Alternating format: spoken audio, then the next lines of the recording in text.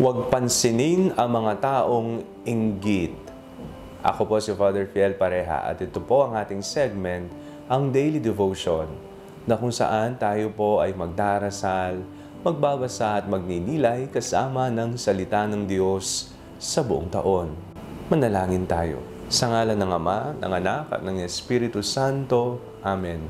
Halina, banal na Espiritu, liwanagan mo ang aming puso at isip nang maunawaan at maisabuhay namin ang iyong salita. Amen.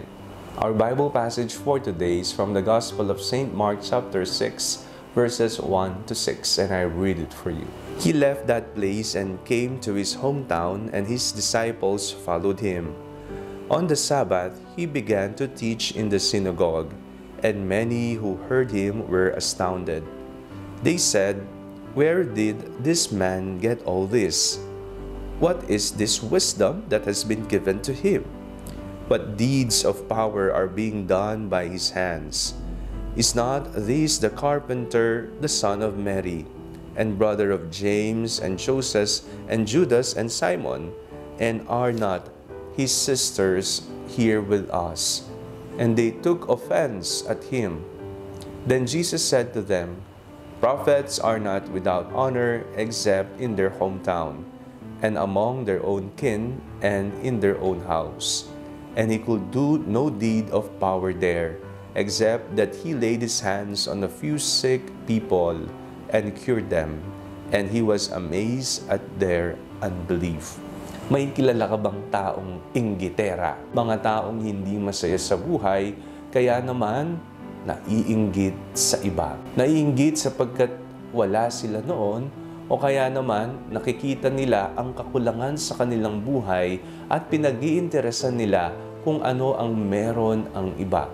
O kaya naman mga taong wala lang magawa sa buhay kung hindi gawing hobby na ang paninira at inggit sa kapwa. Sa ating pong binasang ebanghelyo sa araw na ito, nagtataka ang mga tao saan nakuha ni Jesus ang karunungan niya. Sinabi pa nga ang pinagmulan ang background na trabaho ng kanyang mga magulang, anak ng karpintero, anak ni Maria. At nasabi nga ni Jesus, no prophet is welcome in his own native town. Sa mga panahon po na nakakaranas tayo ng inggit, kung wala naman po tayong ginagawang masama, kung tayo ay nabubuhay ng naayon sa kalooban ng Diyos at sa kanyang katuruan, kung tayo po ay namumuhay ng kasiyasiya sa harapan ng tao at sa Panginoon at ginagawa lamang natin kung ano ang totoo, mabuti at nararapat sa buhay, huwag po tayong paapekto sa mga sinasabi ng iba. Kung malaman mong may taong naiinggit sa iyo, huwag mo nang pansinin. Bagkus, ipagdasal mo na naway ibuhos ng Panginoon ang lahat ng biyayang kinakailangan niya, nang sa gano'y mahipo ang kanyang puso at maalis ang inggit sapagkat napasa kanya na ang kanyang pangailangan. Manalangin tayo.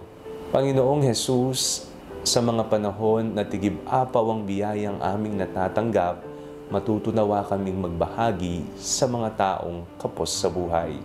Amen. Sa ngalan ng Ama, ng Anak, at ng Espiritu Santo.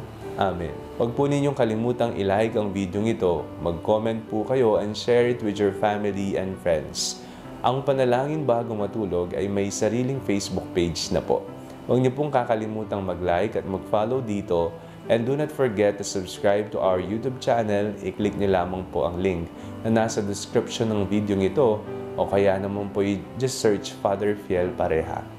God bless you.